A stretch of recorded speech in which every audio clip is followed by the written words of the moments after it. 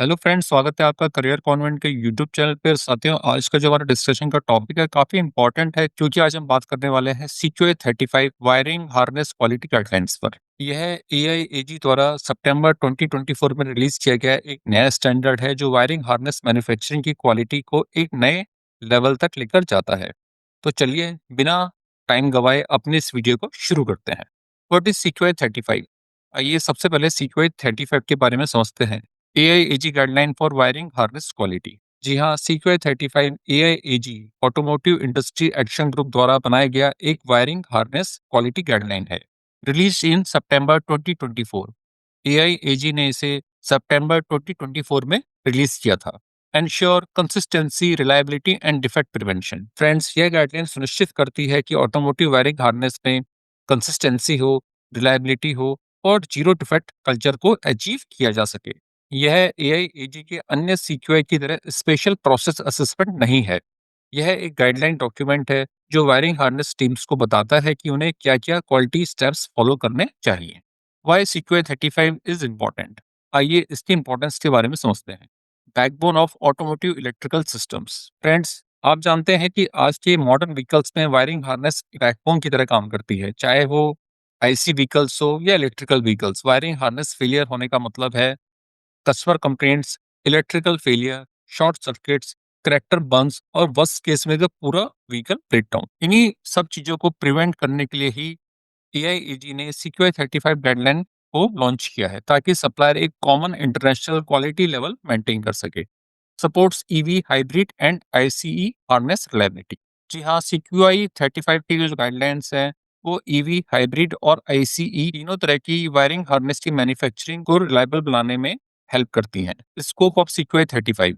देखिए, सीक्यूआई 35 सभी तरह की automotive wiring harness manufacturing operations पर लागू होता है, जैसे wire cutting and stripping, crimping and soldering, connector terminal assembly, heat shrink taping and bundling, high voltage harness processes, inspection and traceability. यानी एक वायरिंग हार्नेस मैन्युफैक्चरिंग प्रोसेस जो raw wire से शुरू होकर फाइनल टेस्टिंग तक जाता है, वो पूरा प्रोसेस सीक्वेंस 35 के अंदर कवर होता है।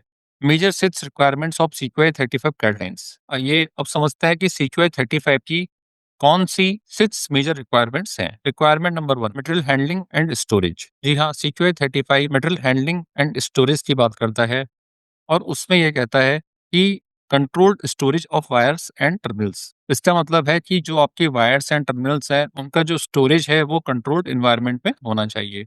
Moisture sensitive parts handling. इसके अलावा सीपीआई यह भी कहता है कि ऐसे पार्ट्स जो मॉइस्चर सेंसिटिव होते हैं, उनकी हैंडलिंग बड़े ध्यान से करनी चाहिए। फीफो सिस्टम, आपको अपने स्टोरेज में फीफो सिस्टम को फॉलो करना चाहिए। प्रॉपर आइडेंटिफिकेशन एंड लेबलिंग, और जो भी चाइल्ड पार्ट्स हैं उनका प्रॉपर आइडेंटिफिकेशन होना चाहिए और उनकी लेबलिंग होनी जरूरी है। Process control. सेकंड रिक्वायरमेंट में सीक्वेंस 35 प्रोसेस कंट्रोल की बात करता है, जिसमें वो कहता है कि मशीन पैरामीटर सेटअप शीट है आपके मैन्युफैक्चरिंग प्रोसेस के दौरान भरी जानी चाहिए। Crimp height measurement. इसके अलावा क्रिम्प हाइट मेजरमेंट की जानी चाहिए और रिकॉर्ड्स को मेंटेन किया जाना चाहिए। Full force test and cross section analysis को भी किया जाना चाहिए। Tool calibration and maintenance proper होना चाहिए और इनके रिकॉर्ड्स को भी मेंटेन किया जाना चाहिए। और इसके अलावा सबसे इंपॉर्टेंट है कि आपके डिफेक्ट का क्लासिफिकेशन होना जरूरी है।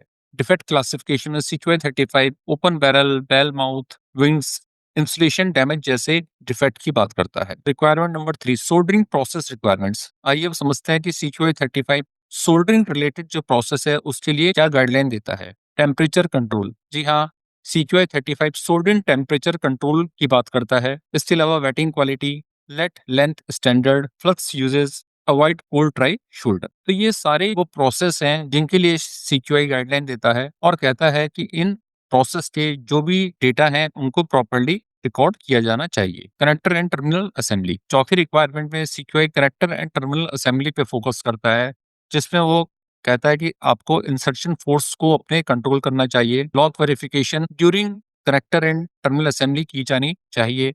सीपीए इंसर्शन को चेक किया जाना चाहिए। पिन रिटेंशन टेस्ट होना चाहिए। और इसके अलावा वाटर इंग्रेस प्रिवेंशन यानी कि आईपी रेटिंग कनेक्टर्स के लिए ये टेस्ट किया जाना चाहिए। High voltage harness EVs. देखिए, आज के टाइम में क्योंकि ईवी व्हीकल्स की डिमांड काफी बढ़ती जा रही है, ईवी में हाई वोल्टेज हार्नेस का यूज़ होता है।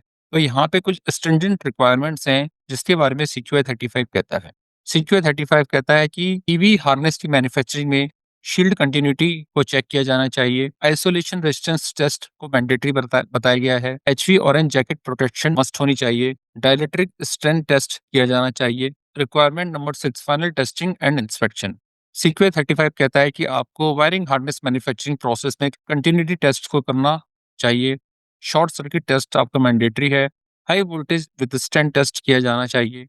विजुअल इंस्पेक्शन करना बहुत ही इंपॉर्टेंट है और आपको एंड टू एंड ट्रेसेबिलिटी भी मेंटेन करनी चाहिए। ट्रेसेबिलिटी कंप्लायंस बहुत ही स्ट्रिक्ट होते जा रहे हैं। हर टियर 1 सप्लायर को अपने प्रोडक्ट की ट्रेसेबिलिटी को कंफर्म करना चाहिए। Benefits of CQI 35। आइए सीक्यूआई 35 के बेनिफिट्स के बारे में जान लेते हैं। सीक्यूआई 35 के इंप्लीमेंट होने के पश्चात वायरिंग हार्नेस मैन्युफैक्चरिंग प्रोसेस में डिफेक्ट रिड्यूस होते हैं। Improved crimping and soldering quality. जी हाँ, आपके प्रोसेस में क्रिम्पिंग एंड सोल्डरिंग की जो क्वालिटी है वो डेफिनेटली इंप्रूव होती है। Make EV harness safety better. CQI 35 guideline के इम्प्लीमेंटेशन के पश्चात ईवी मैन्युफैक्चरिंग में जो वायर हार्नेस की सेफ्टी है वो बेटर हो जाती है। हायर कस्टमर सेटिस्फेक्शन, आपके कस्टमर का सेटिस्फेक्शन बढ़ता है। Supports global OEM requirements. इसके अलावा सीक्यूआई 35 के इम्प्लीमेंटेशन के पश्चात ग्लोबल ओईएम्स की रिक्वायरमेंट्स को भी आप फुलफिल कर पाते हैं। इम्प्लीमेंटेशन स्टेप्स, देखिए अगर आपकी कंपनी वायरिंग हार्नेस बनाती है तो सीक्यूआई 35 को इम्प्लीमेंट करना इजी है। आइए इम्प्लीमेंटेशन स्टेप्स को समझते हैं। Study the guideline. सबसे पहले सीक्यूआई 35 की गाइडलाइंस को प्रॉपर्ली समझना जरूरी है। Process mapping. इसके पश्चात गाइडलाइन के रिस्पेक्ट में हमें अपने वायरिंग हार्नेस मैन्युफैक्चरिंग प्रोसेस को मैप करना है। पैरामीटर स्टैंडर्डाइजेशन, हमें अपने क्रिम्पिंग और सोल्डरिंग रिलेटेड पैरामीटर को स्टैंडर्डाइज करना है। Operator training, operator competency training हमें अपने शॉप फ्लोर पे करनी है। चेकलिस्ट डेवलपमेंट, हमें डिफरेंट प्रोसेस में जो भी प्रोसेस की रिक्वायरमेंट है या जो भी टेस्ट एंड वैलिडेशन की रिक्वायरमेंट है उसके हिसाब से चेकलिस्ट को डेवलप करना है। Gap assessment and corrective actions, और यह सब करने के पश्चात गैप असेसमेंट में जो भी कमियां मिलती हैं उन पे करेक्टिव एक्शंस लेके उनको क्लोज करना है। तो फ्रेंड्स, ये था सीक्यूआई 35 पे डिटेल्ड डिस्कशन। मेरी इस वीडियो को लाइक कीजिए, शेयर कीजिए और कमेंट करके अपने क्वेश्चंस को पूछिए और साथ ही साथ मेरे इस चैनल को सब्सक्राइब भी कीजिए। आज के लिए इतना ही। नमस्कार। Thank you.